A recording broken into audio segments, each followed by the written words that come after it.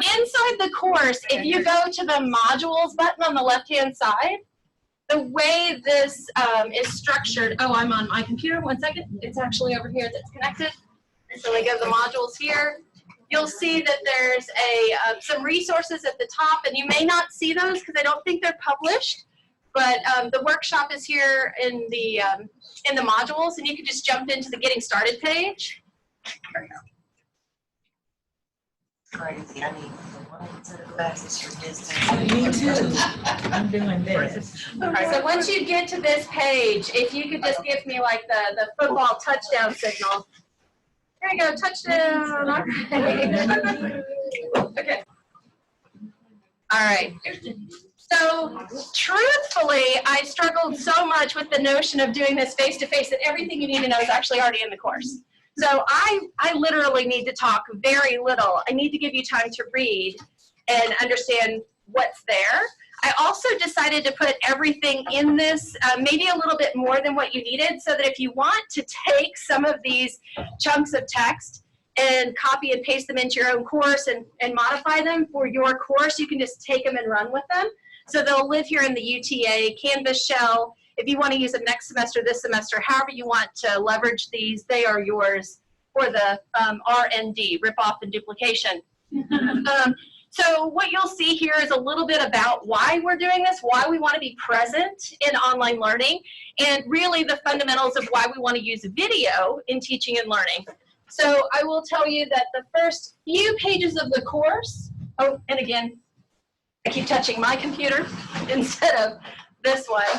The first few pages of the course are some fundamentals. So you'll see the getting started, you'll see the importance of an introduction and how to have a welcome to your course. What we're going to start with is humanizing your Canvas profile. So how many of you, just by a quick show of hands, already have a photo and you fleshed out your Canvas profile in great detail? No detail, yeah. Okay, is there anybody who hasn't done that yet? Okay, so if you already have, there's always something you can add, right? But I want you to work through until you get to the point of working in your, navigate to modules. Work through until you get to the point of humanizing your Canvas profile. So navigate these pages. When you get to humanizing your Canvas profile, for those of you who haven't done it yet, there are some directions and help guides there on how to do it. This is an important step for students too. So depending on whether they take your course first or another course first, they may not have done that yet.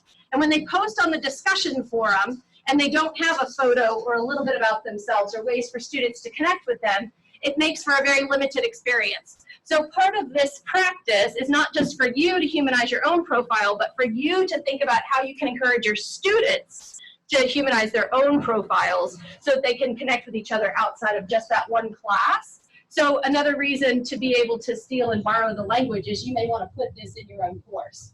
So work through these first few pages, and then when you get to humanize your Canvas profile, and we'll walk through that a little bit together. And I want some folks to be able to show some examples of what they've put in their profile too. Okay? So we'll regroup in about, 15 minutes.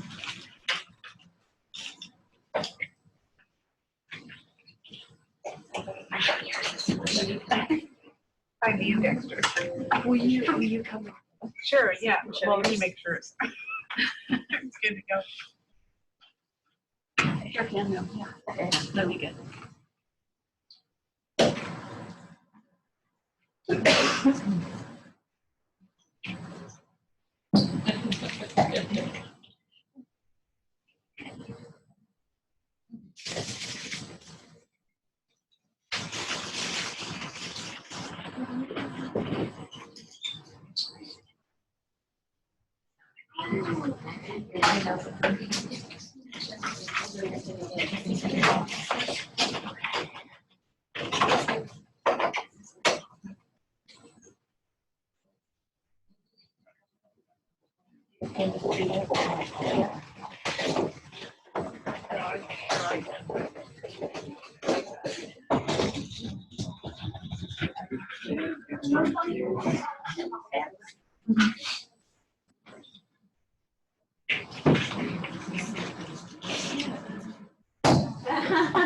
You're welcome.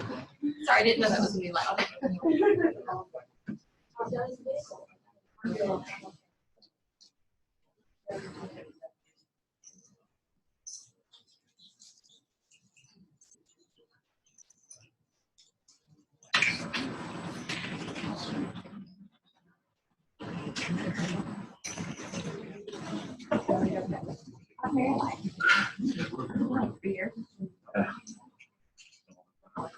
So it's not since we had our group together, we're in the PLC. Yeah.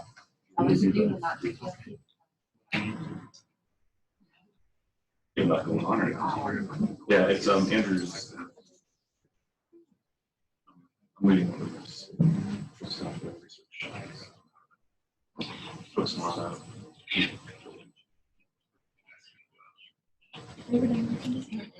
Whitney, do you want me to bring my laptop? Really?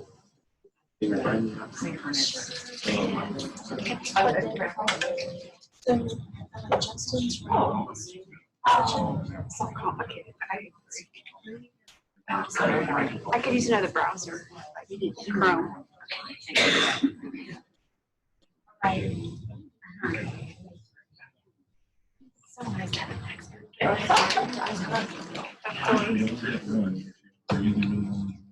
Oh, no, there's not. Well, we run them over the years. So definitely. Okay.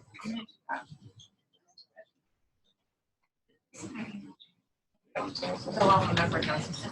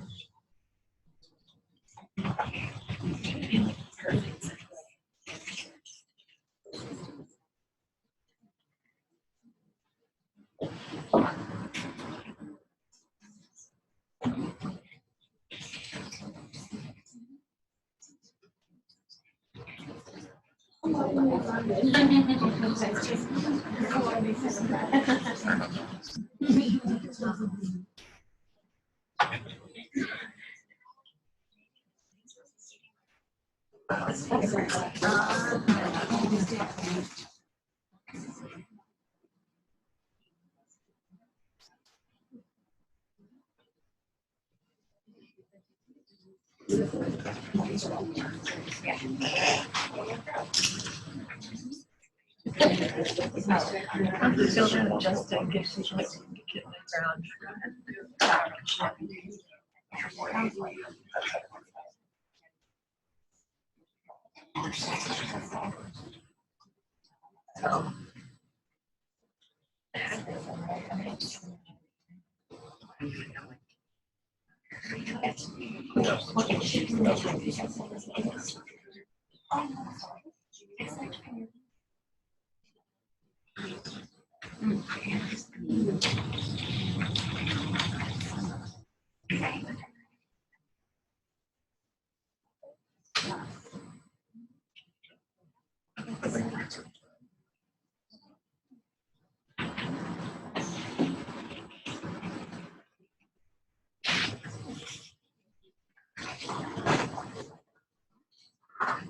Oh, I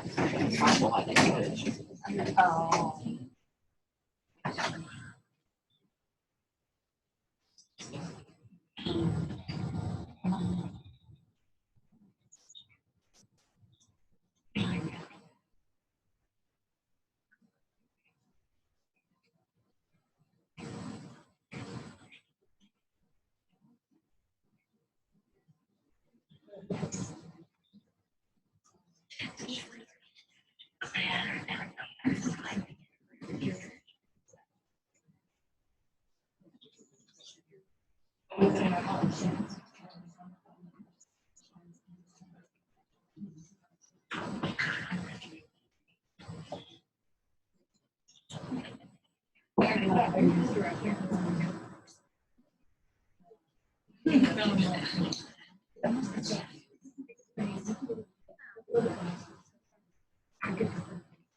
I swear, if I didn't learn mistakes, I wouldn't learn anything.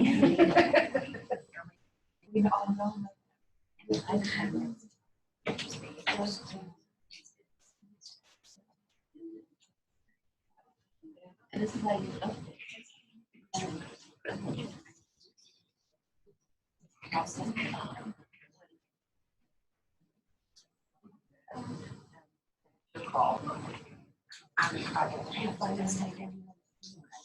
Yeah. Good, yeah, good, then it's a win. For sure. Whether it's in one, and I know we all met because they met all.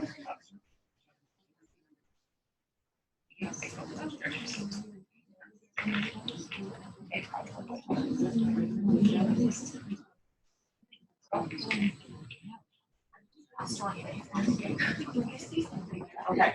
Here.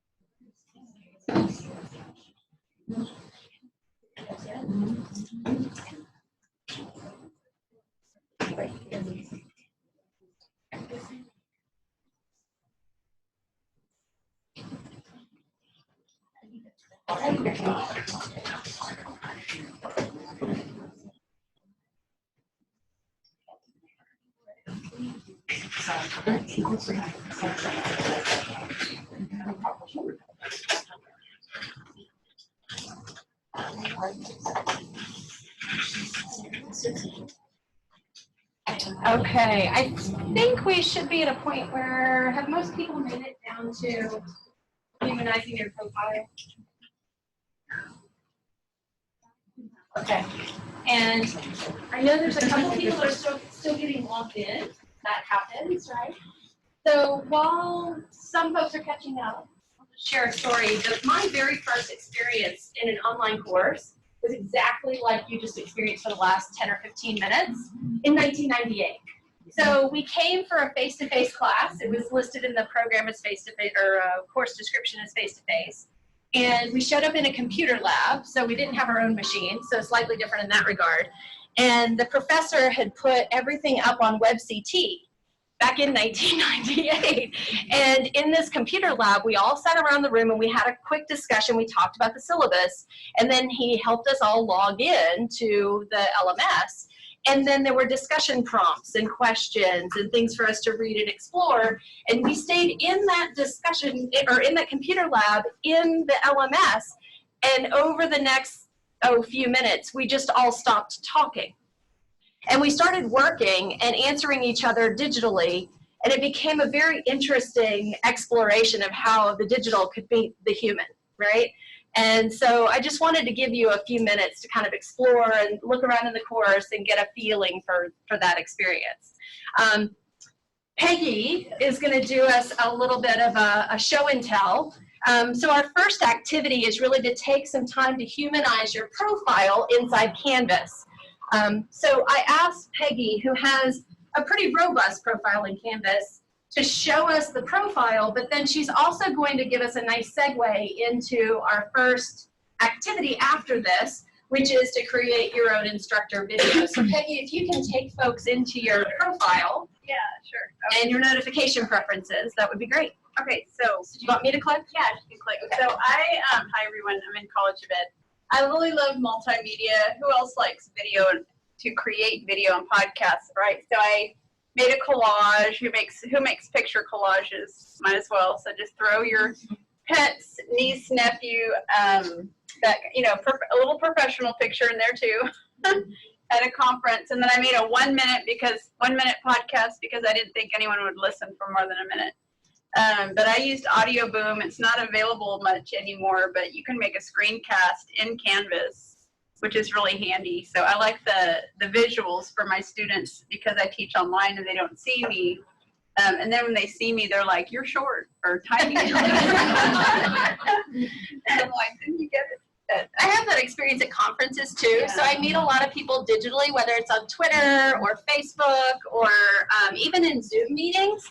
And I've gone to a conference before. There's this wonderful woman in Canada that I follow, Verena Roberts. And I met her in real life and she was like 6'4". And I was like, "You're so tall." And she said, "Wow, you're so short." You know? And I have my dog's Instagram page on there. So just like fun little, like if you know who I am, you have to know my dog.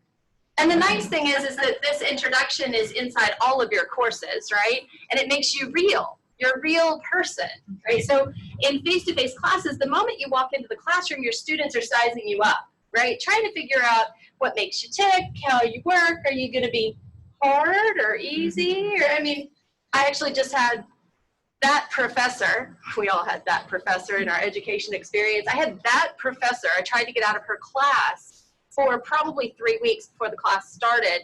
She came in, this was 18 years ago, mind you, in my undergrad. She was my teacher during student teaching. And she stayed at my house over the weekend. Some 18 years later, she's been the best mentor to me in the whole wide world. And if it wasn't for that experience with her, I don't know that I would have gone on to pursue the PhD. So I give her a lot of credit for my educational journey. I cannot imagine what my life would be like if I had actually gotten out of her class. At the moment, I didn't think it was so great, but now I do, right? So, so humanizing inside your course is one way to do that, but then for your students, you saw some directions about updating your profile.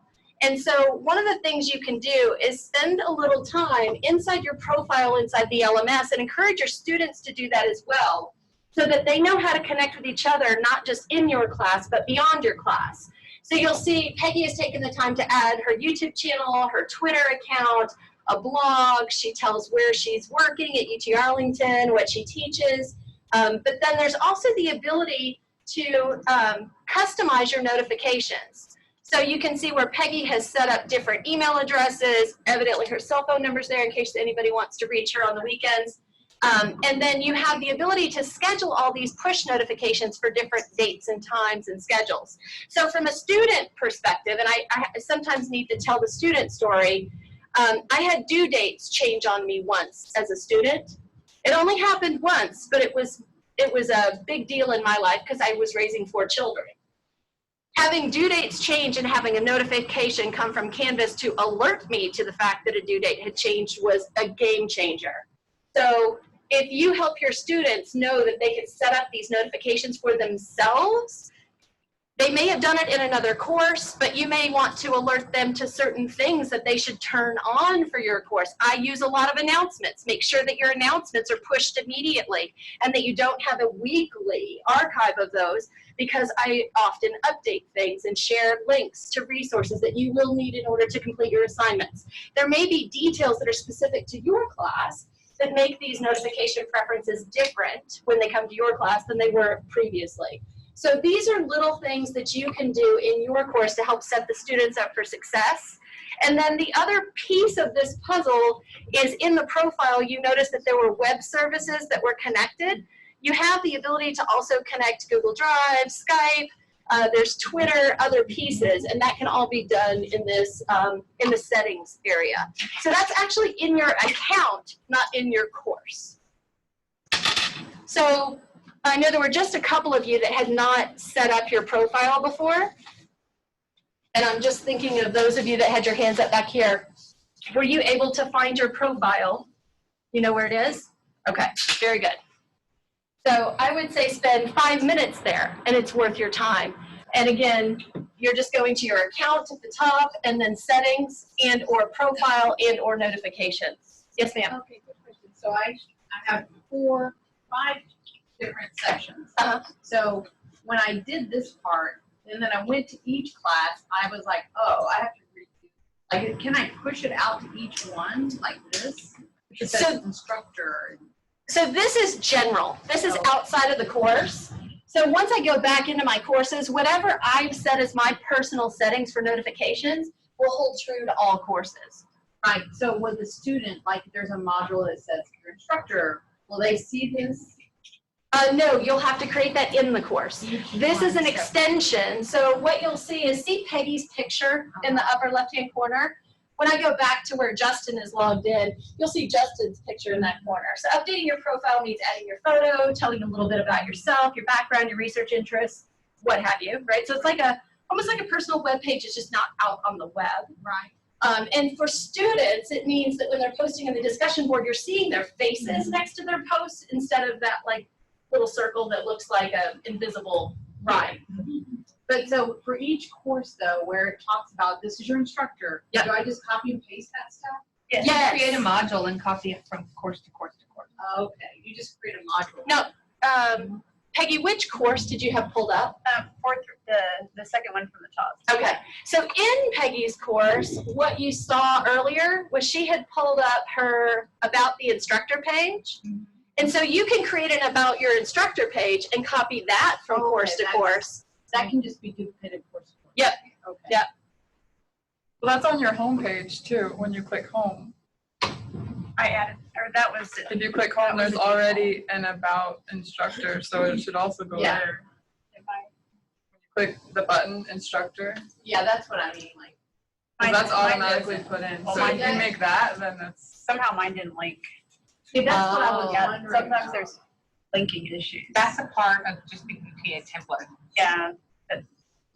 So I just deleted mine, but. Yeah, and so if you wanted to link those, so I'm just gonna go and click Edit here. And that About the Instructor button on this page here, we'll just highlight that. you can Oops. link it, so it has a link, the hyperlink. Say Control-Z. Cancel. Let me just bring that back real quick.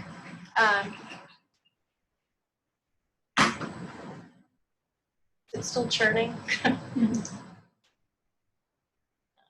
Yes. Okay. So, and I need to move this guy so I can see the edit. So you can literally click that button. And then it has a hyperlink. Go to Pages, and here's About Dr. Semmingson, and just click that, and now that page is linked. So when I go here and click on the Instructor button, now it's going to go to Peggy's Okay, that's a page. different one, but that's okay. A different version that was hidden down in there.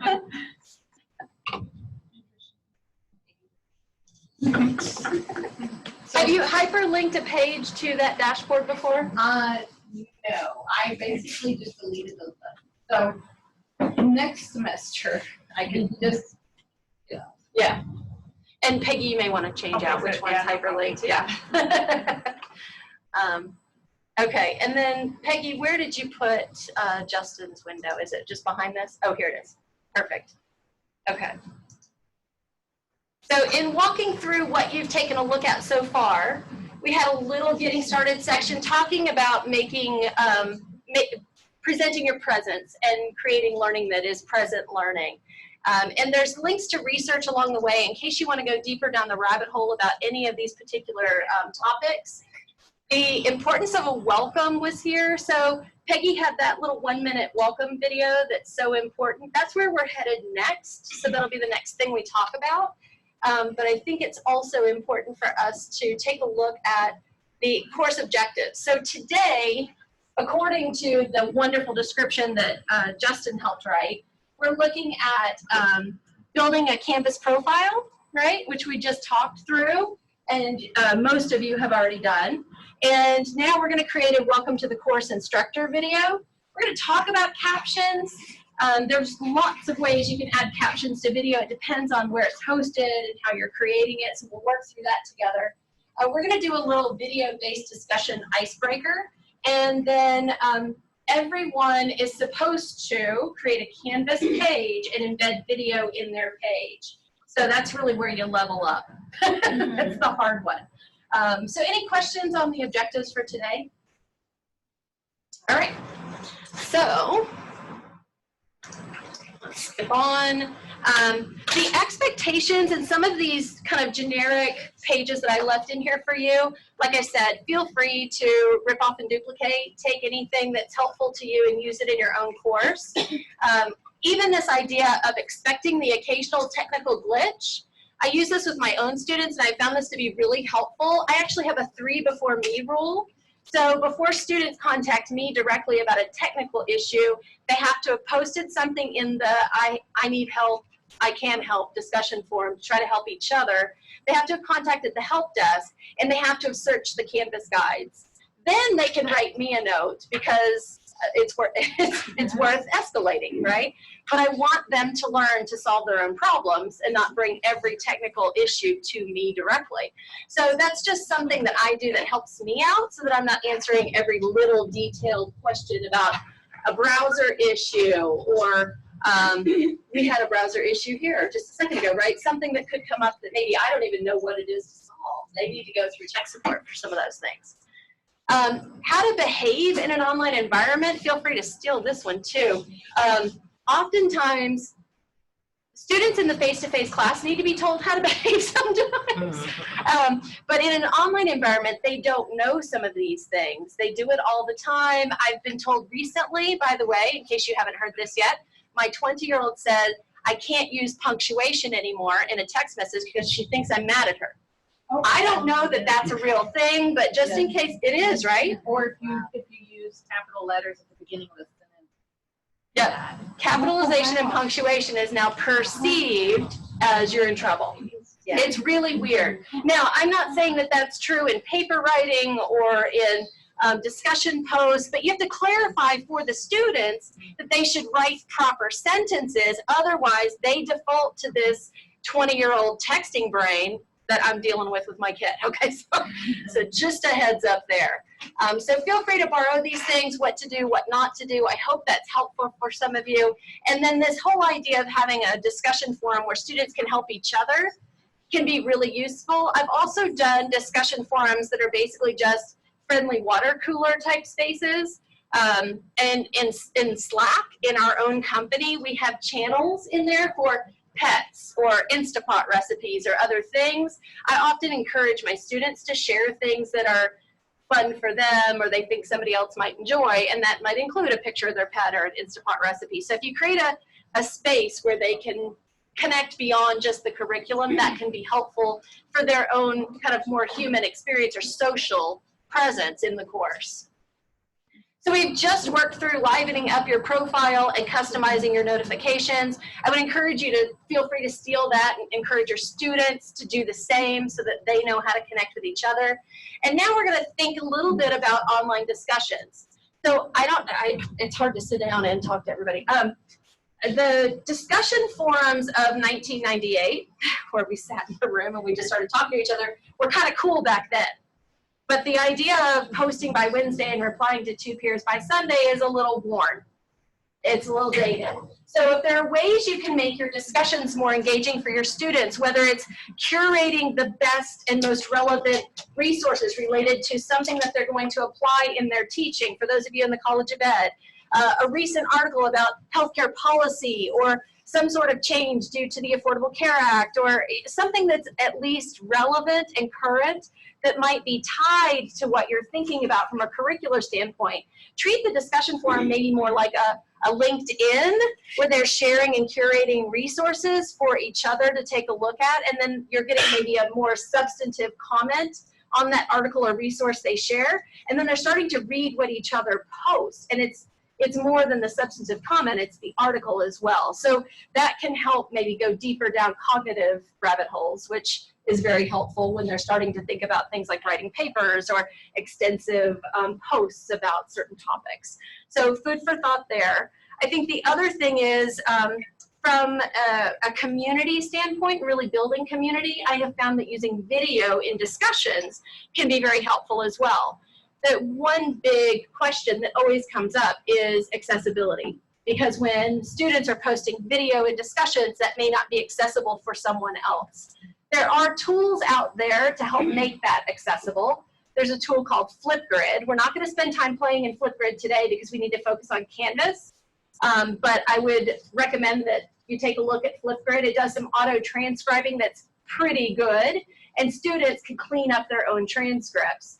One of the things that's nice about that, if you teach students where English is not their native language, the transcript process of cleaning that up, if each person is responsible for their own, it helps them think about pronunciation, enunciation, how things get transcribed, and it helps them work through some of those language things. So food for thought there.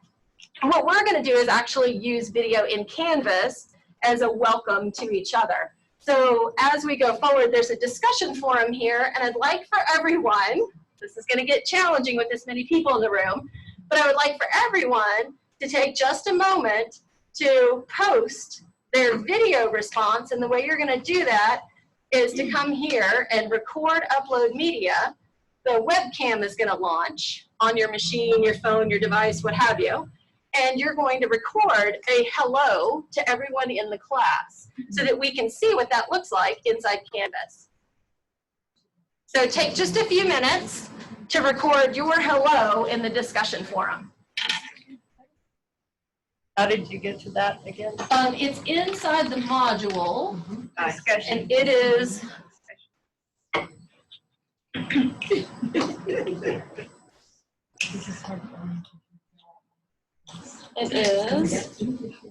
right here. Video-based discussions in the module.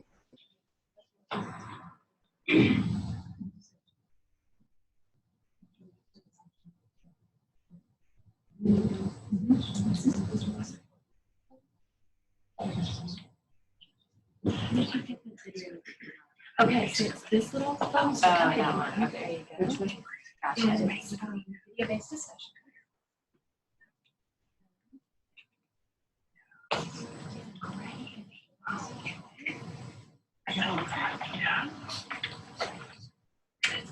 And from your phone, you have this. And flex. Use camera. And open.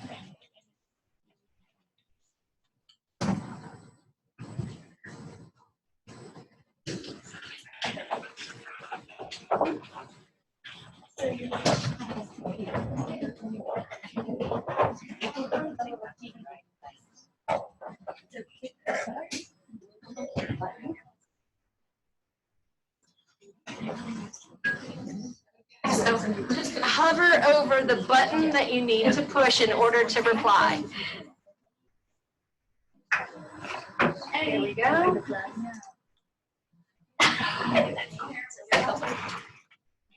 So this is the record upload media button. If you haven't found it yet, it's in that WYSIWYG toolbar.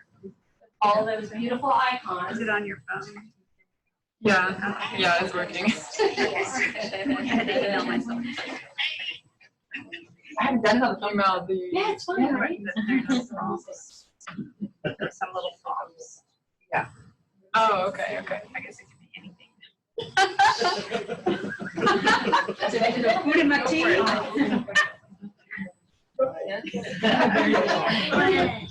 Hi, this is Peggy Symington and Matt Crossland and Justin Dellinger. Let's see, I am Peggy Symington and I teach literature studies. And I'm from Alaska and Southern California. And I've been teaching online for quite a while, about 10 years. And let's see, a passion of mine outside of studying, I love my dog and I love to read. And my favorite class that I've ever taken, let's see, probably an anthropology class in grad school. Yeah, this is so cool. It's that easy. So this can be great. Yeah, I have to spend some part Did it let you record that? Or no? You can catch it on your phone. I don't see it.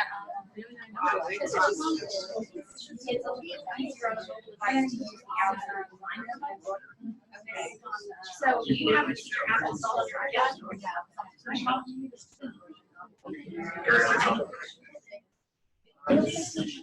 Just keeps kicking me out. Oh, It's not as good. the app is.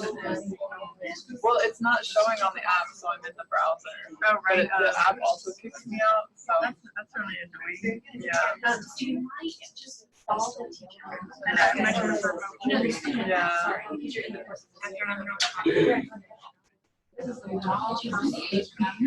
Yeah, but I don't have my phone. It'll still do it from here. So you just put this little. I know.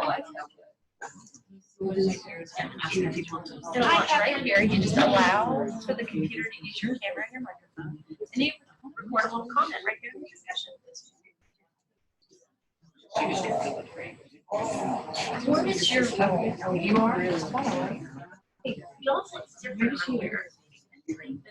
Did you do it over here?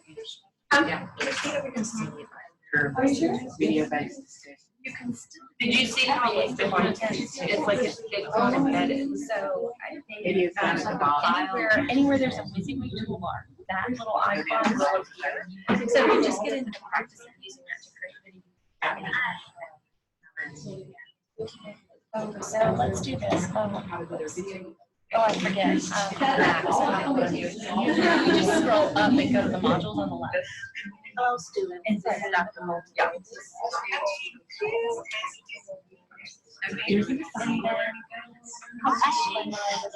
You hear myself the next one.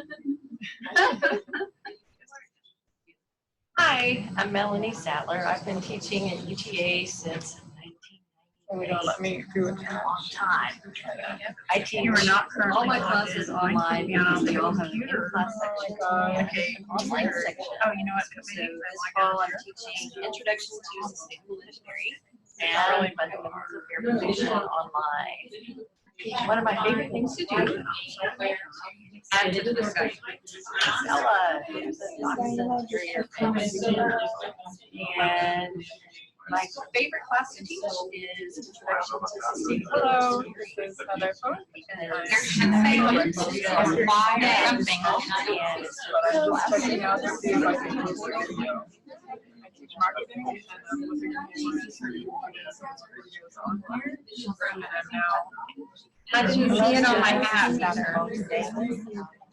I don't know. In this room.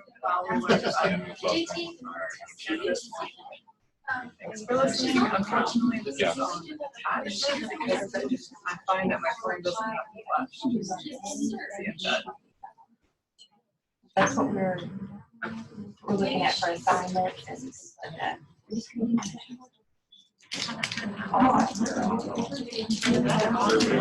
Everybody else is doing well. That's me. Well, I'm not. I know. Oh my gosh. The worst part is my password is not fun to type, you know? Oh, man. Yeah, she's having the reply issue as well. Send me a push. I'm using the app.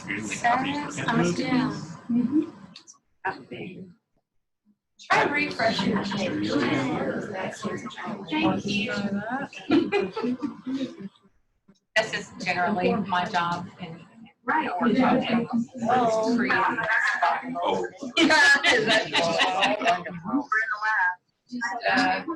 Show you what mine isn't showing. Oh, that's awesome. I'm Rebecca. Bye. Oh. So this is what Accept the green. Yes. Yes. I know it's a So I went into speak and you just go, yeah, it goes to. I don't know where it's looking. Hi, I don't know what I'm supposed to say, but my name is Natalie. Oh. I did it. I couldn't edit.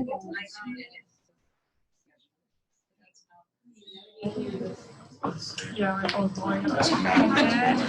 Better on the laptop. Yeah.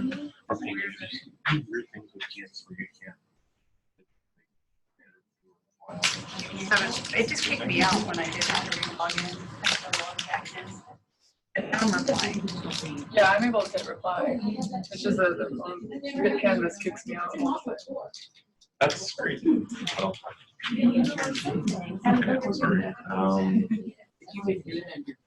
You logged out and went back in. Yeah, it's working fine now. Look at something that I did in your training course. I know. Post a picture of a dog.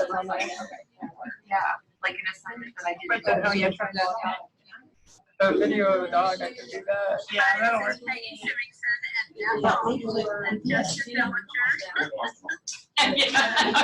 didn't I think about that? I didn't follow the three. I go here, Unplug it, plug it back in. allow, Yeah, I didn't do this with you. Right. Did you begin? and then I start. But it's not posted. I joined that. This is Dr. Holt's Davis. I joined that natural. It just started today. Review? I want to play it. Nothing playing. Great. But where's the picture? You need to run what So how do I do that? I'm doing the one thing you need. Well, how many do they get in? I get at least 7. What do we have to get in? I don't know what I'm Oh, here? It's time.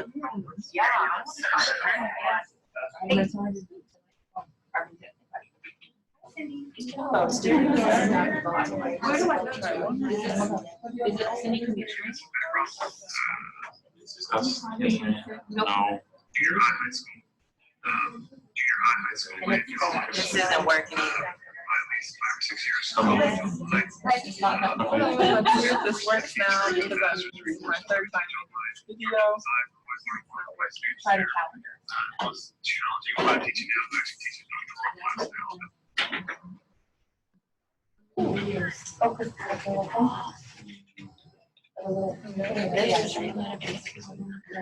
So with folks that are on mobile, we're finding that the app is the way to actually go. Well, I have the app, But but it's not letting you do it. I don't have the course on the app. Are you in the teacher app? Because you're in the Canvas app. Okay, Teacher got app. it. Yeah, I so you can find it download that one.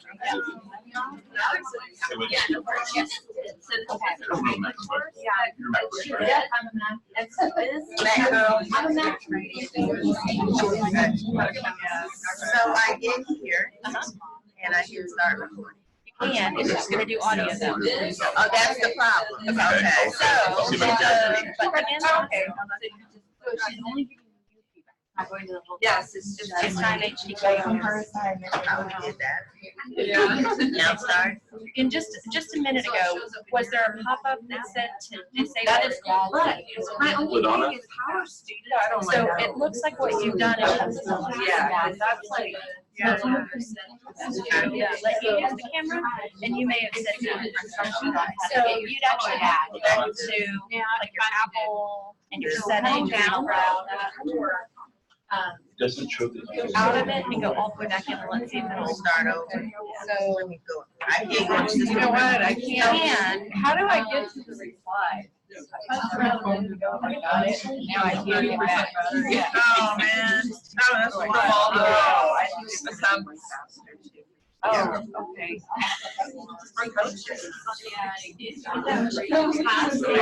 Yeah, it's probably down there at the bottom. Yeah, I didn't realize I didn't click on that because I was trying to click on it. Yeah, there it is. do you not have to start anything? Ask my question. Firefox, and you should use it. Because If you want to, at the bottom, yeah. You can just go down the rubric. So we've just resolved several technical issues. Yes. Oh, I just have a question. Yeah, go ahead. So if you're giving feedback like on a research paper, and you're just put by media, and you just go through the rubric, would you also have to have comments on your paper? What's the best practice? I would hope not. Yeah, so there's a lot of things in what you just It said. took forever. So, A little, you sometimes know. I'll mark I have to do it again. Yeah, And and upload. what is and see that stream down, right? Yeah.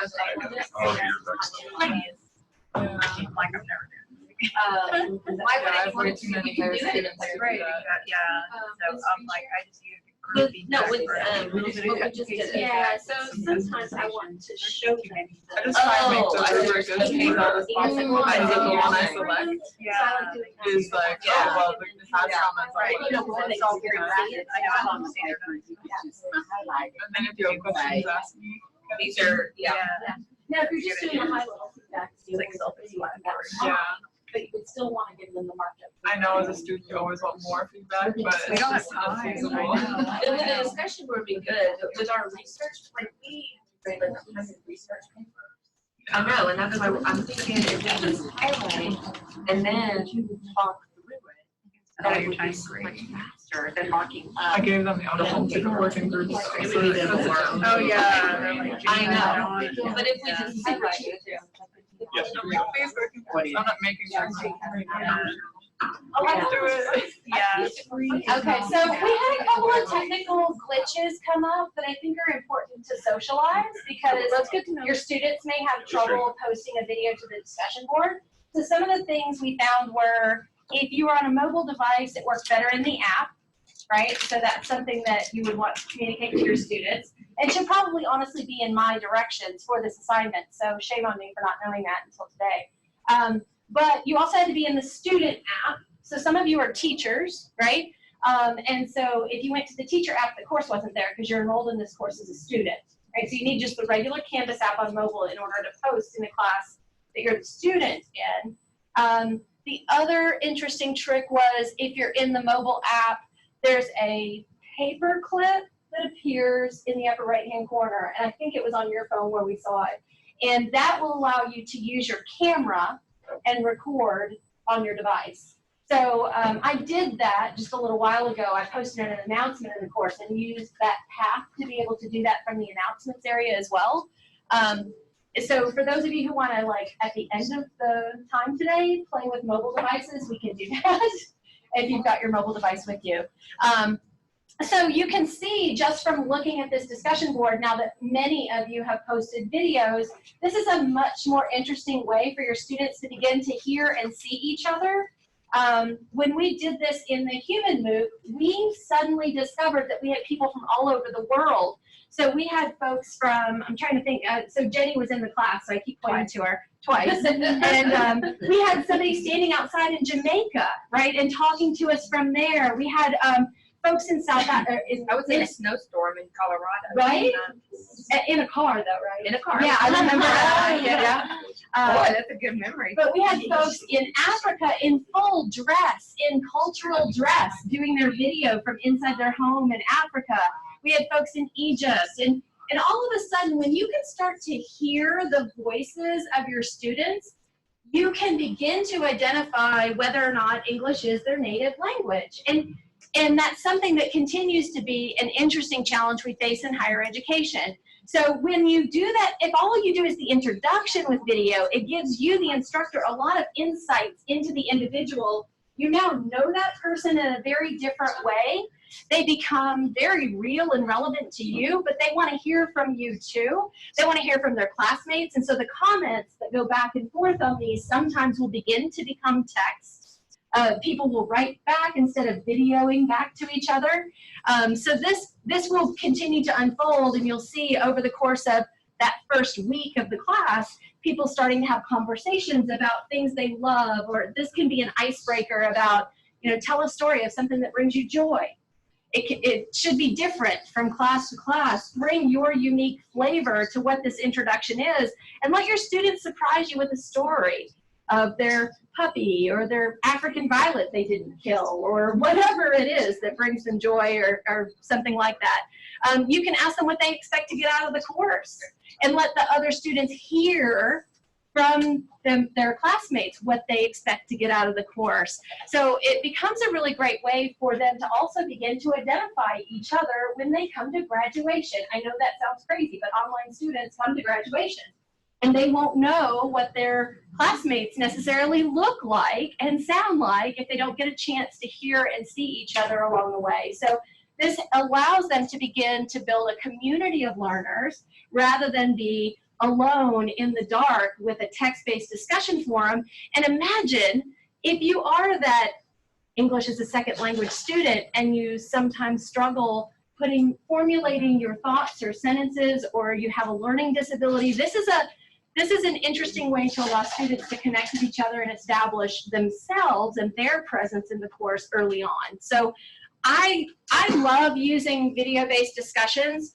To take this one step further, remember I suggested Flipgrid. We won't dig into that today because that's a whole nother 2-hour workshop all by itself.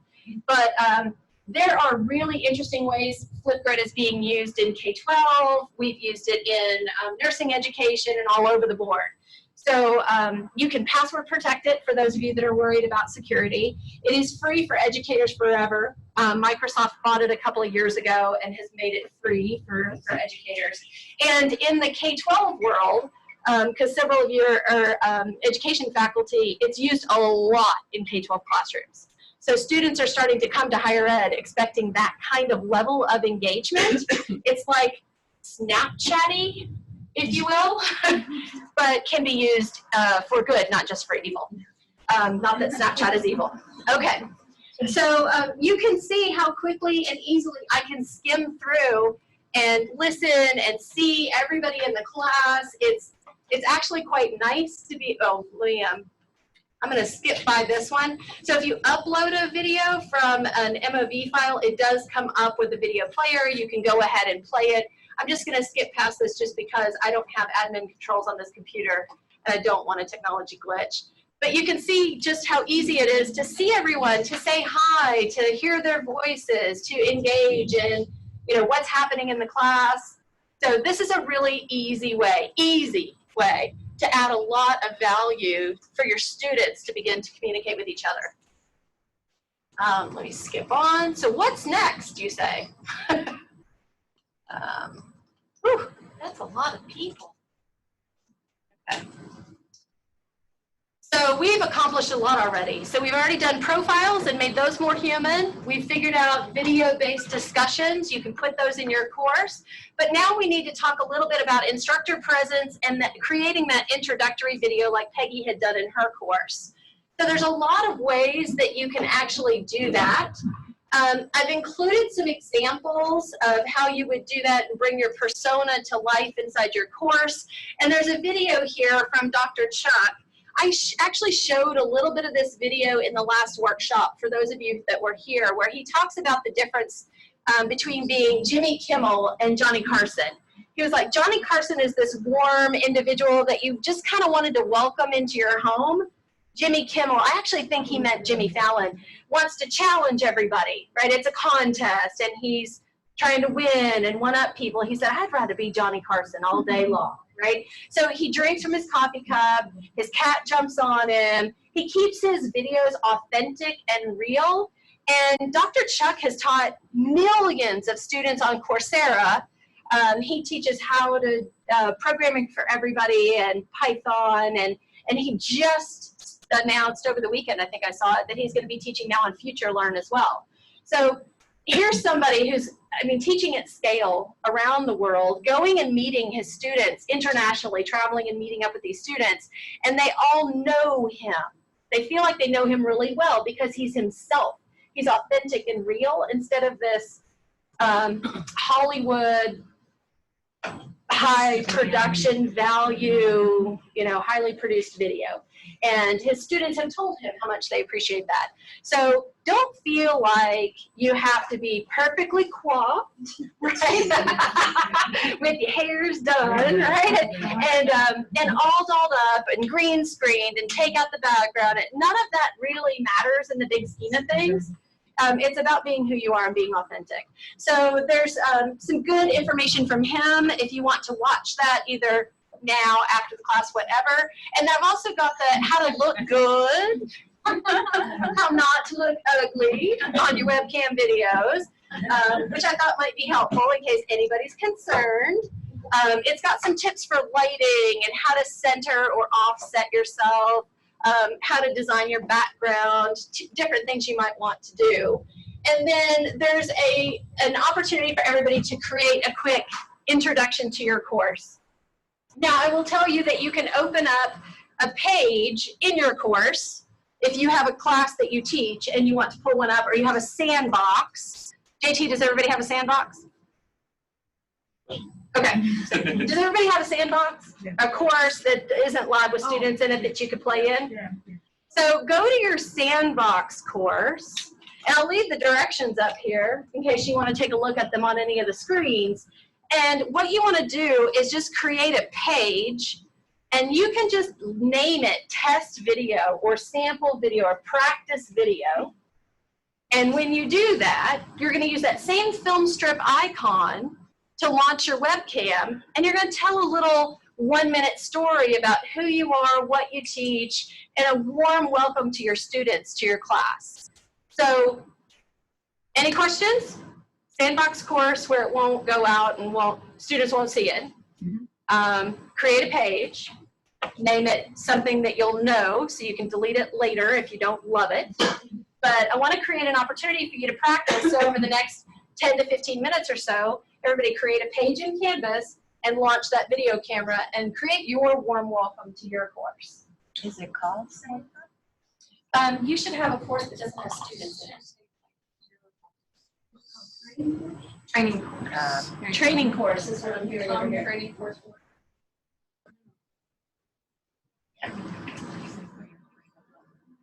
It's check the Canvas guides, contact the help desk, and post in the discussion that is the I can help or I need help. So in here, anywhere in this course, you can create a page. So go to pages. Every module. And then plus page. I don't know if they're watching. And then you can name it whatever you like into your video and you If my video, my camera can't get camera, but So when I got 5 total. It won't launch. Oh, yeah, for AP, 5 modules. Let's see.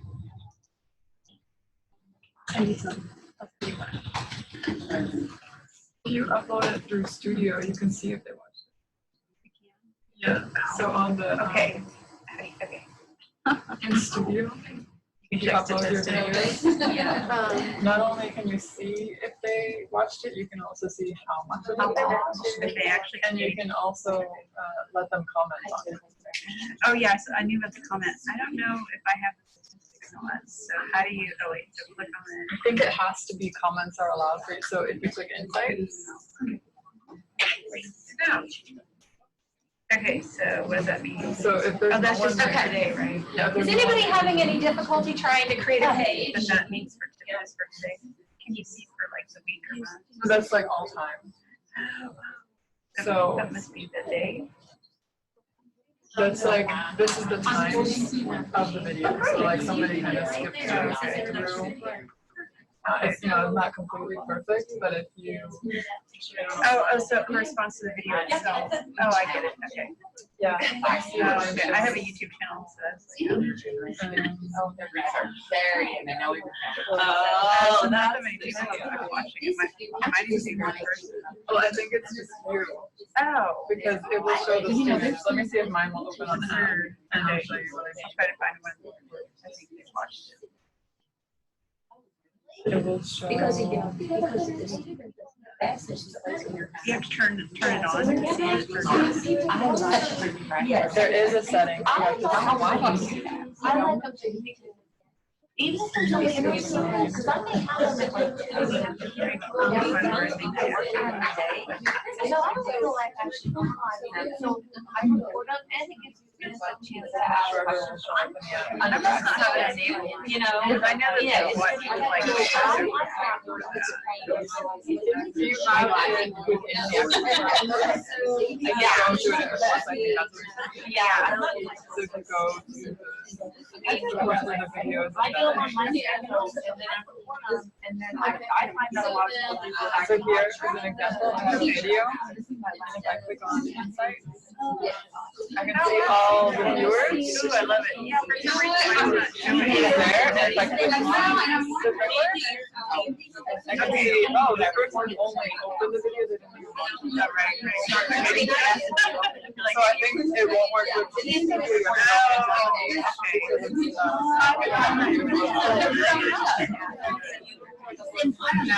Maybe I do that like But even so, I'm a teacher on the so I'm not too worried about it. I can do it. That's what we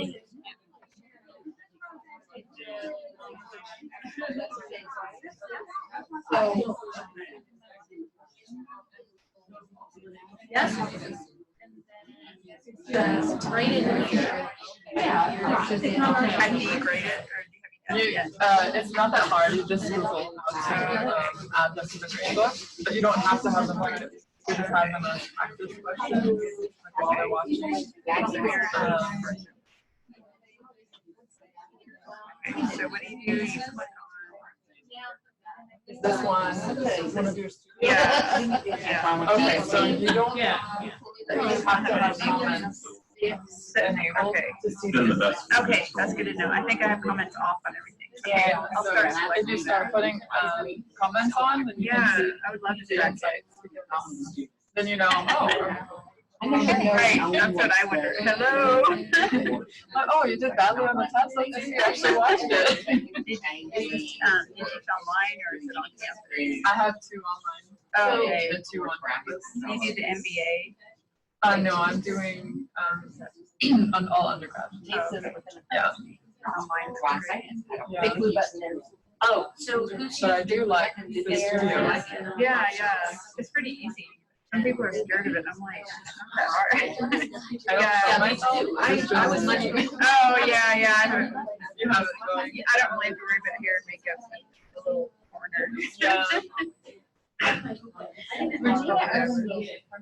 I have OBS and it works really well. What's that? The recording system. Oh, So, okay,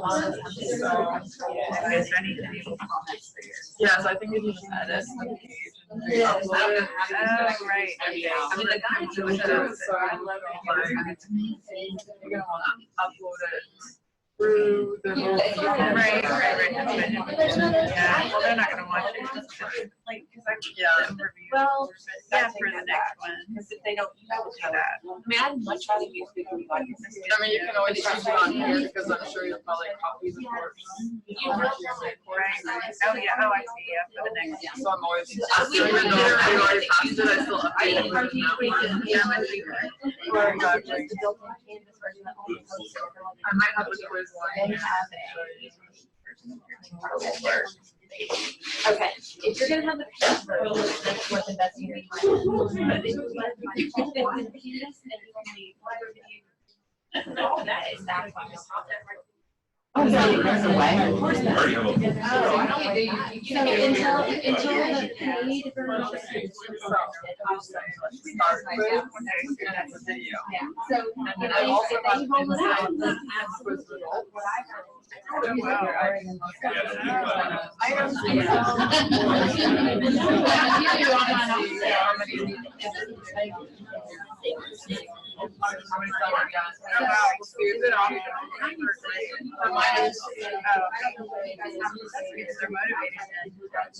I actually put in some questions. Oh, that is motivating. I didn't tell them. Oh, yeah. But if they do it, then they'll be very happy. They're like a reward. Exactly, a reward to the people who actually My love for Microsoft. went in and watched. That was an accidental purchase. That's what, I mean, that's what the school was promoting, so that's what I started. This is what I have. So I mean, I think Zoom's easier, Yeah. yeah, anything about make believe. but I really like to like collaborate. Like I thought that was. I have to keep having style people.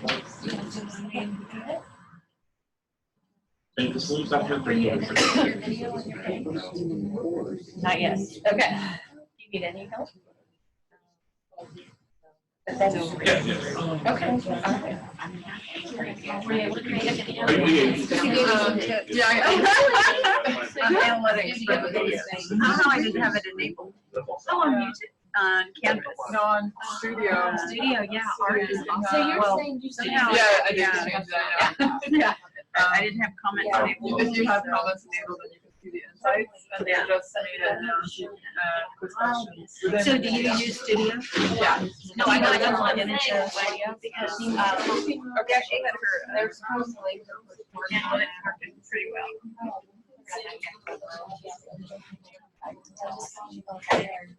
What's the way to close our, or open another new tab? Just end it. I mean, that way we'll have other tabs there too. I was watching it all week. My daughter watched it too. Hey. She did a little studio. That's what she said. She did a little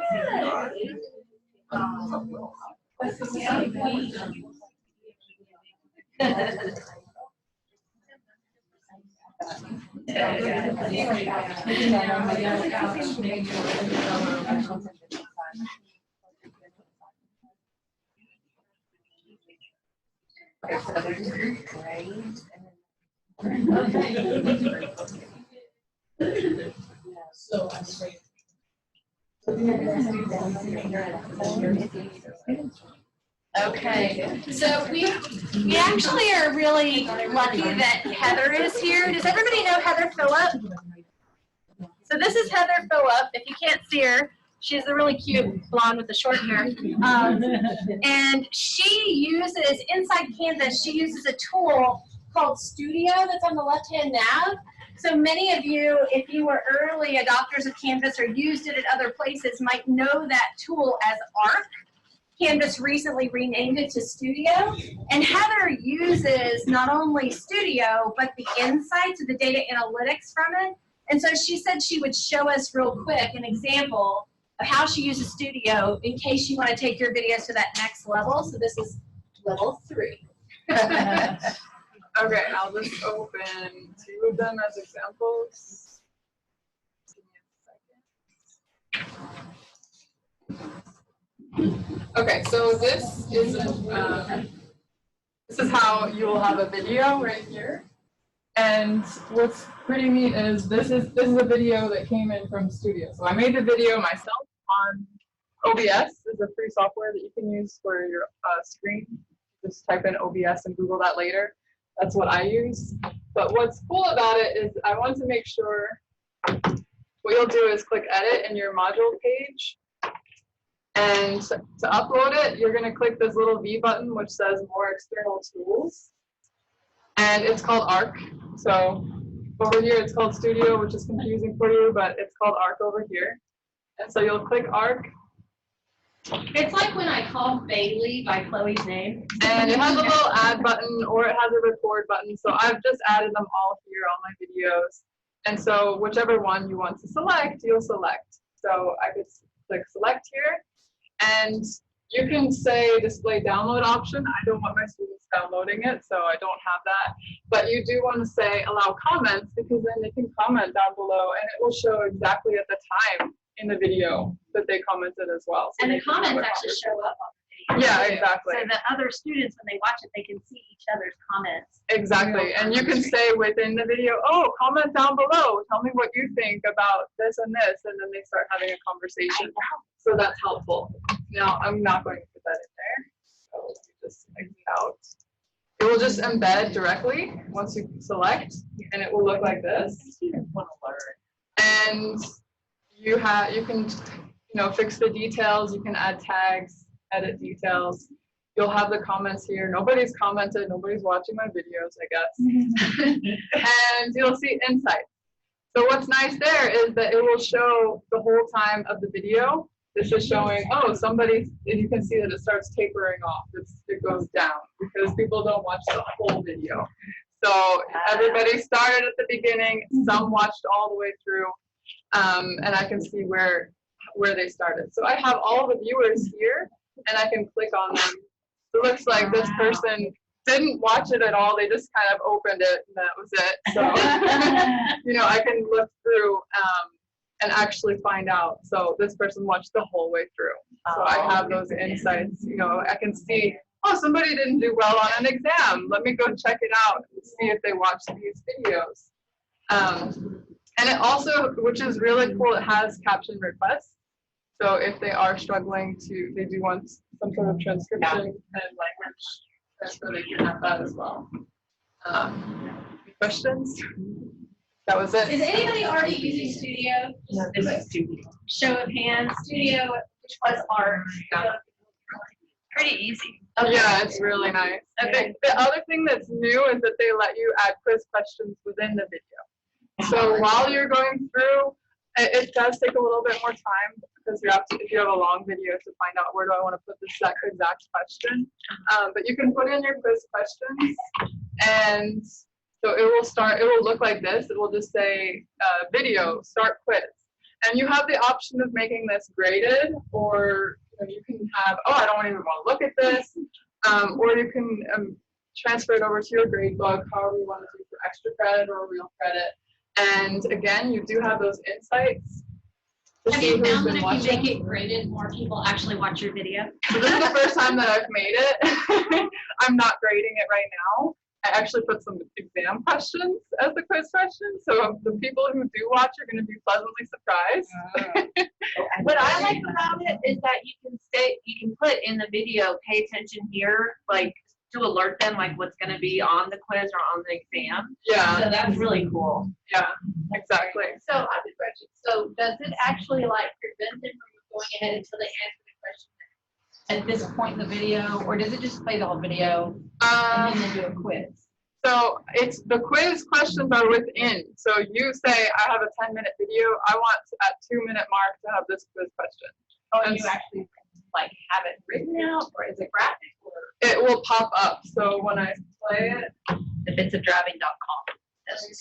I don't remember where I have my quiz. So you can have, mine are hidden so that they can't skip But ahead. you can actually have a bubble show up. You can have a bubble so that they can skip to the questions, but I Right. made it hidden so that they're more likely to have to watch the whole video.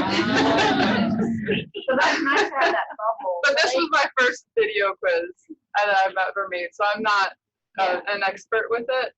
There are a lot of options. Again, you can have the bubbles so they can skip, and if they aren't sure, they can say, oh, rewatch. So there's a button which will rewind to the beginning, and they rewatch until they do that quiz question.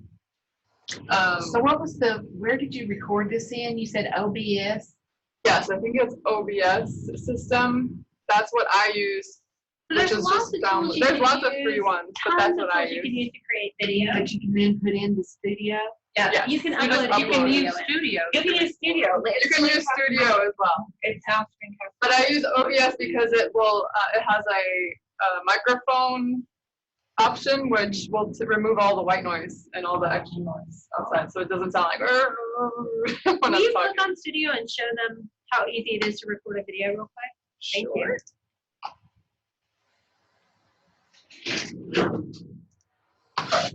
So you can do screen capture or webcam.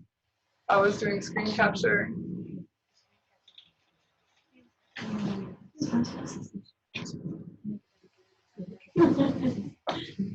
But it's within a studio now, which used to be harder.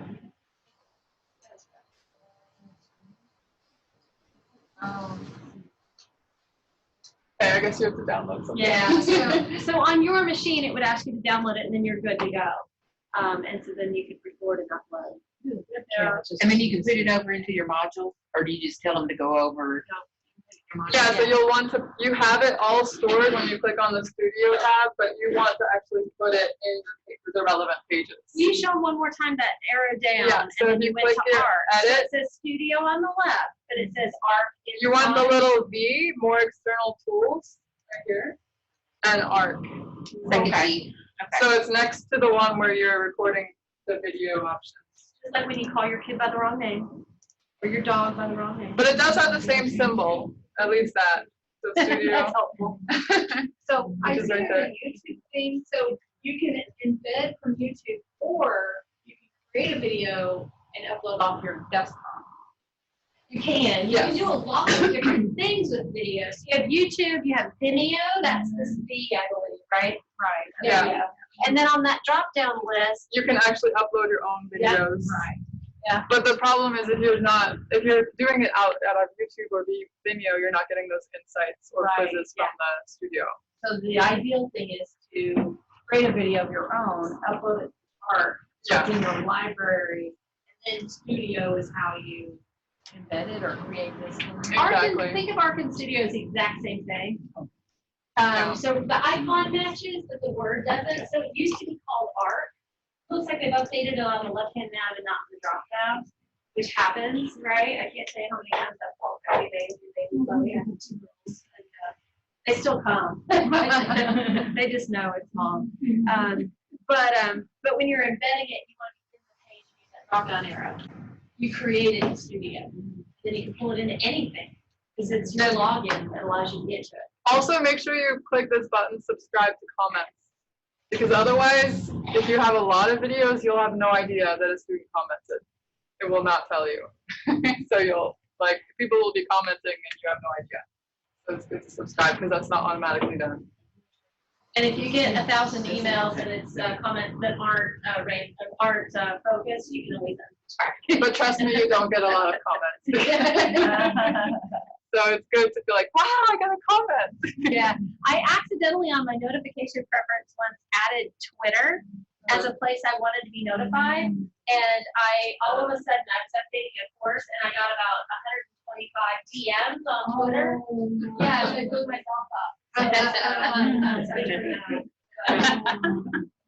So what's the advantage of Studio over the recording in Canvas that we just used? So Studio is going to allow you to do the commenting, create quiz questions in your video, and allow you to see the insights of who's watched it, who hasn't. So it's going to give you more robust functionality, and you're lucky that UTA subscribes to that service because a lot of schools don't have Studio. It's an extra service or extra product from the folks at Instructure or Canvas, and so that add-on piece gives you a lot more functionality that exists in native Canvas. And you can do it in announcements as well. Just That's actually the next thing we're going to do. So please, would you go ahead and pull it up? Yeah, so under the announcements, yeah, you click announcements tab, and you have the new announcement button. And you have all those same features. And so this would be a good time to use Studio as well, because let's say you have a new assignment coming up, then you have comments embedded, then the students could ask you, hey, I didn't understand that right away. And then say, go in and respond. Yeah, I would think. Perfect. Thank you. I appreciate the segue. That's awesome. So if anybody has more questions about Studio, Heather does work here. So you can, her email is heather.philip, 1L, no S. That was awesome. I'm glad that you had those in there. Yeah, no worries. Perfect. Okay, so with that being said, everybody's created their welcome video. You had an opportunity to drop that into your course. So this is actually just assignment directions to create a welcome video, but rather than you create it in this course, you actually created yours in your course in a page, which was more aligned with our learning objectives for today. So I'm glad we ticked that box. Did we get 100? Yes, you get 100. You get an AA plus, Jenny.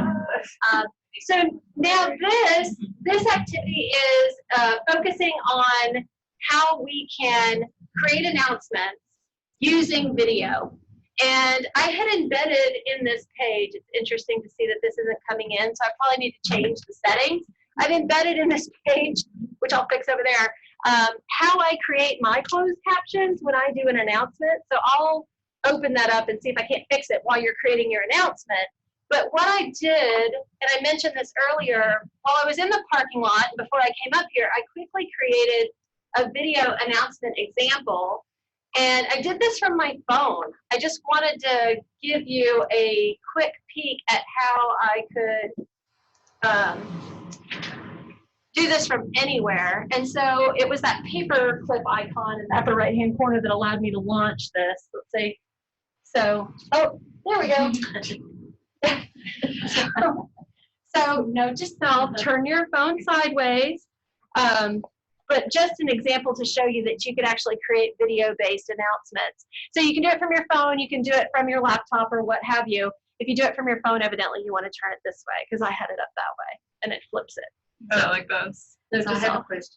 Yes, ma'am. So if I have two courses, different sections, Uh-huh. can I use one video in both courses? So are they separate courses or are they sections in one course? If they're separate courses, you can use the same video if you create the video or download it once you've created the video and post it in the other. But you can't create one announcement and have it go out into two different courses. You'd have to post it twice. Does that make sense? If you had sections in one course, you could actually choose to send it to both sections. Now they're two different. Yeah. So the challenge for those of you that are on mobile, I already know how to solve that one this time because I did this on mobile. But what we're going to do is go to any course that you teach where you can create an announcement. And you're simply going to go to announcements and create announcement. And again, you're just recording or uploading media right here in line. And on your phone, there's actually a button in the upper right-hand corner that allows you to access your camera. So I've just done this. I'll come around and help anybody who's on mobile do this. And again, you may want to go into a course that doesn't have students in it, or so that you can create an announcement and play and practice, rather than sending something out to your students from here that might be somewhat alarming. I'm in a workshop. Hi.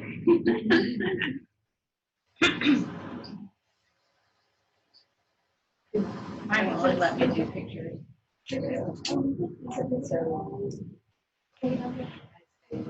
Would you be willing to come talk to the PhD students for a few minutes next May? Next May. Yeah. About what? Teaching, like with Canvas, maybe? Yeah. Okay. It's not in stone. I'm always looking for, they're new to teach. They're like, I think they said they were gonna make all the teaching like stages classes on how to teach. They like, you're pretty baseline. Okay. Trying to get them to be more active, learning Let me know what you were looking for. Okay, that'd be great.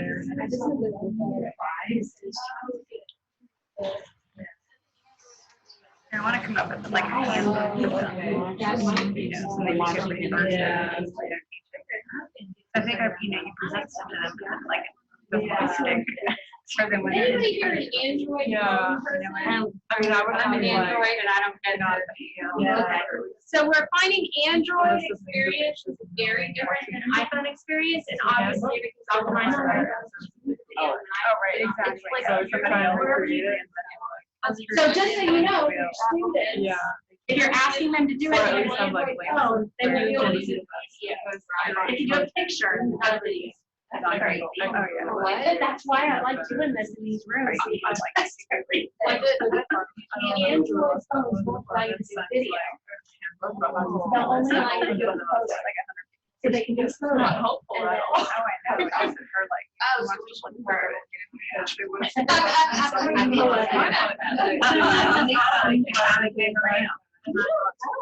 It's first of all, findability. On Google, you can see, and the forums on campus are really good. Like this too, yeah. Yeah. That's a great point. But no, I meant just like how to teach it all. Like, more like face to face. Yeah, yeah, I teach both, so both online and offline. That is great. But that was a really good point, is instead of having the students email you, you really need to get them to ask others and also go online because there's a help button there and Oh, I have know. chat 24/7 through Canvas and they always help you super fast. So why are you asking me when I'm gonna say, I don't know what you're talking about? Right. And I'm not an IT. Canvas came down the other day and I couldn't believe Canvas down. I'm like, am I? Yeah. I just don't think we can. Oh, go to your. It's like in their head, I'm still just a catch. Yeah. That's important. Exactly.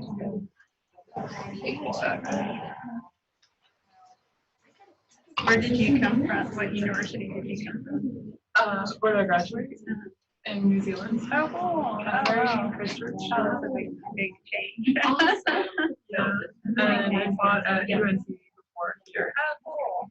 Okay. And I also taught at Canterbury.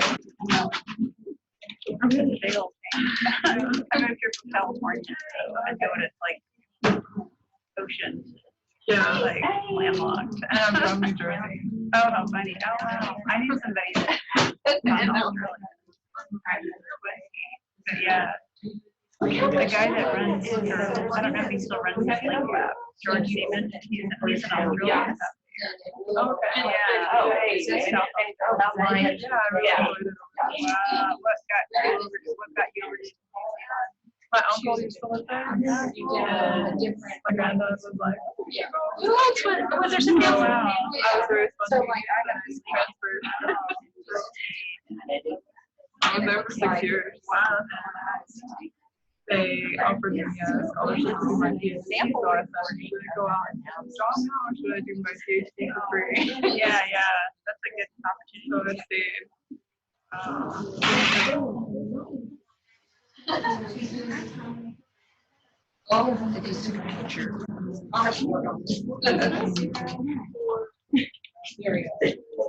They're really more sophisticated with online down there. I don't know why, because they're a little more. They have to be. Yeah, they're really tech savvy. I collaborate with them. I know. They're all over technology. Yeah. Oh.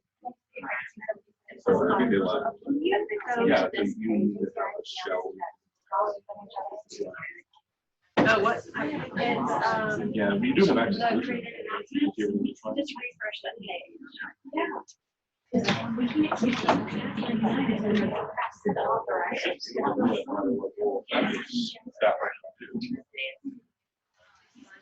Yeah, but there's a way to record back. And I use on the Google, I find that students are actually using the discussion boards for the Q&A. Oh, no. So what I do, I know I have like a million things. I just have a little, like a back channel on Teams. Okay. And They they don't use really, it? I use it. Okay. I post reminders, but sometimes they'll post, my grad students use it a lot. The undergrad, the undergrad, I have group meetings with them, and they use it Like, all, oh my gosh, I don't even want to know. which is really great because I'm in there. But I think today. So they tell them. The grad students post stuff more, but it's more like, witchy kind of, not like, tell me more about, phonics. It's not like in depth. It's like, where's the credit? I don't, they never post content. Sometimes, rarely. I found that they don't use it at all. Actually, yeah, I don't use them because I forget to check it. Like Well, yeah, I have the face drive. You have to click on drive, otherwise you won't get a thing.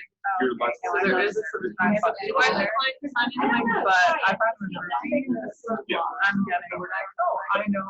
I'm finding out, like, right. Working on there. Exactly, and then they just, like, I don't even answer unless they tag I'm just me, gonna pay. so I don't have to. Oh, that's good. Unless they write. Then it will tell you. Because I found they're not using it, I guess they're too shy to write on a phone. Oh, good. Yeah, they don't. I don't know. Like, I posted a bunch of other examples. But I'm like, whatever. Okay, was everybody able to make a video announcement? Yes, ma'am. I hear it. Yes, ma'am. Like a true tech right over there. So I was finally able to pull up this Google Doc that I shared with you. And this was my hack for creating an ADA compliant video, and literally a hack, because what I used was Dragon Dictation, and I plugged in a wireless headset, and I set the headset down on my laptop so I could just say my announcement during the video, and then it transcribed it for me, and I copied and pasted the text into the announcement after the video had been posted so that it was all there. So like just cheap, easy, $15 headset, I think. Dragon dictation is fairly reasonable anymore. And so that's how I was able to get my video announcements to kind of transcribe themselves. Now I did have, the word mook, I think, came out as milk, so I did have to change a couple of things, right? But I wanted to include that in here.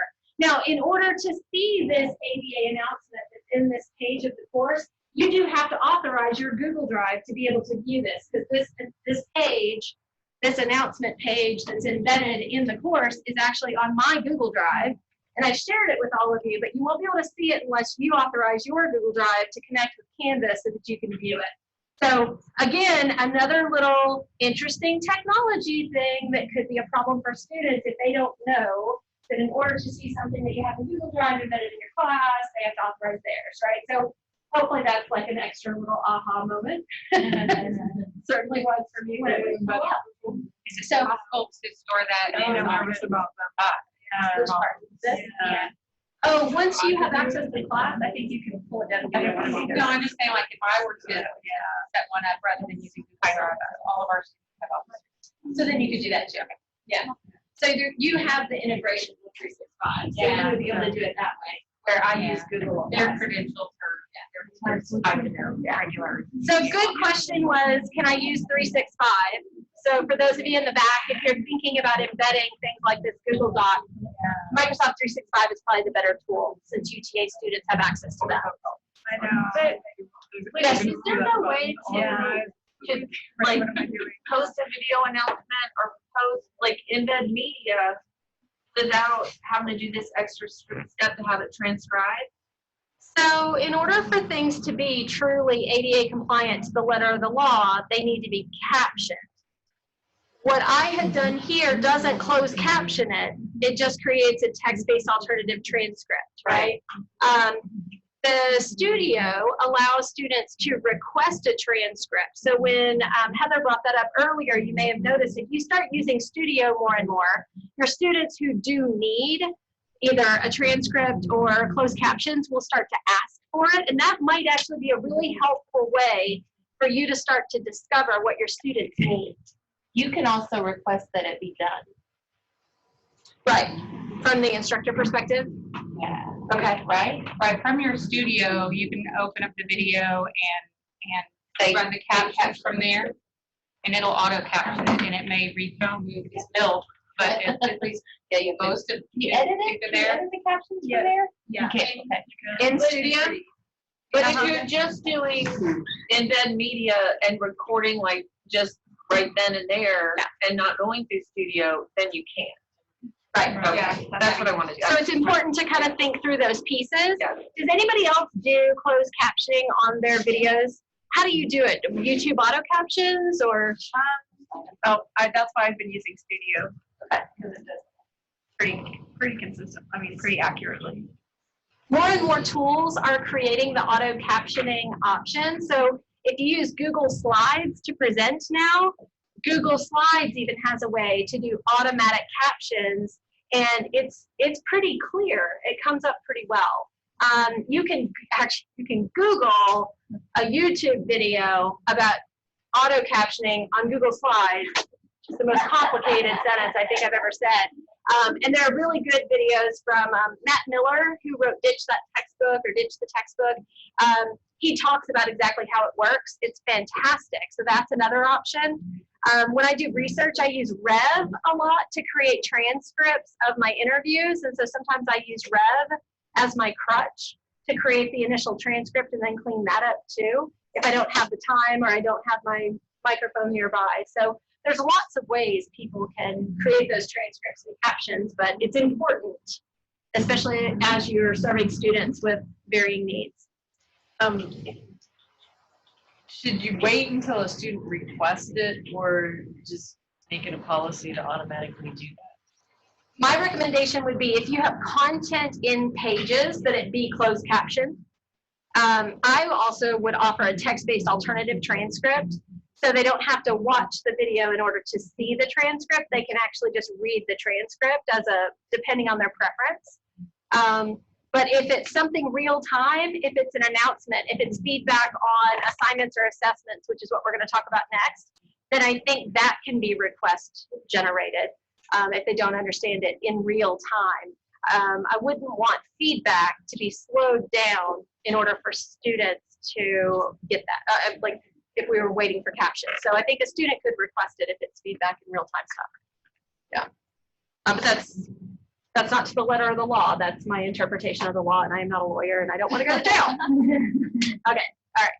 So the last piece that we're going to talk about today, we already have a very advanced group that was talking about this right as they finish their sandwiches. So we may ask them to demo how they do it. But the next piece is really about feedback. I interviewed Phil Ice, who did some research a few years ago on the use of voice feedback, and found that students interpreted the value of that voice feedback 154% more positively than just a marked up paper. So I know in my own educational experience, I could spend countless hours preparing a paper to turn it in to get the feedback from my faculty member that was soul crushing. It happens, right? And it didn't have to be a lot of markup. I just worked so hard. You want me to totally restructure the whole thing? You know, so when I internalized the feedback on this paper that I'm thinking of in my mind, it took me a couple of weeks to get over the shock and horror of the red pen before I could really do something with that feedback and turn it into something positive. If I could have heard his voice, if I could have heard his intent, that he was really wanting to make sure I would become a better writer, a better researcher. I know if I could have just heard him, it would have made a difference. And there's a way with Canvas and SpeedGrader to do voice and video feedback. And that's really this last piece of the puzzle for us to think about how we humanize and bring video into the experience for students. So feel free to, read a little bit about presences, watch the little video with Phil Ice if you want to know more, read the research articles that are here. But what I'd like to, again, a video of me about feedback and this case study.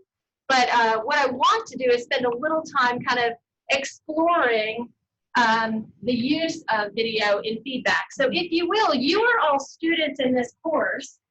Could you take just a moment in the course and answer this for me? It's tell me which metaphor, whether you have one or not, fits the role of an online instructor. Are you tending the garden of instructor presence and social presence? Do you believe in dual pathways and choose your own adventure? And then what's that role of the faculty member? But answer this question, and then I'm going to pull up one of those responses and show you how we do voice and video feedback. First person to post wins 3 points. You get a badge. You can have as many badges as you'd like. Yeah. There'll be badges. How long will we have access to this course? Until JT decides not to give it to you anymore. Yeah, it's yours. Yeah. Yeah. Yeah, I just wanted to leave all this little treasure for you so you can go back to it, explore it, borrow, steal, R&D.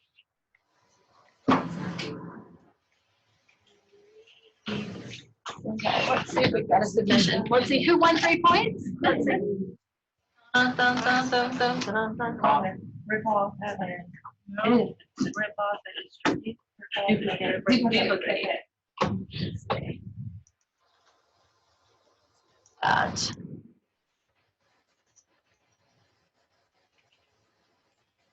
Wait for it.